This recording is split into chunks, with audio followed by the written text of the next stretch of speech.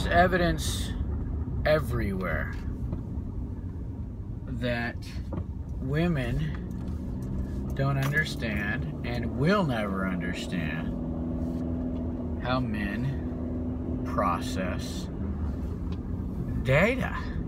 Do you say data or do you say data? I'm not sure I say the word hardly at all, and I think it's kind of dumb. Data or data. Information is a much better word. We process yoga pants like this. Swing. We process short skirts like this. Swing. We process short shorts like this. Swing.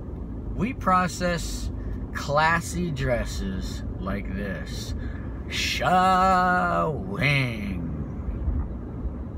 We process sweatpants, too baggy, possible boyfriends. Swing. We process bedhead, pajamas, showerless bodies, bad breath, overgrown nipples, feet, backs of your knees, rat's nest full of hair, like this. Swing.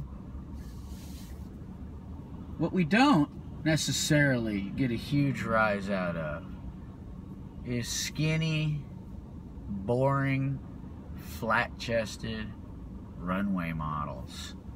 So why don't you guys figure the fucking shit out? Try not to walk around not knowing that.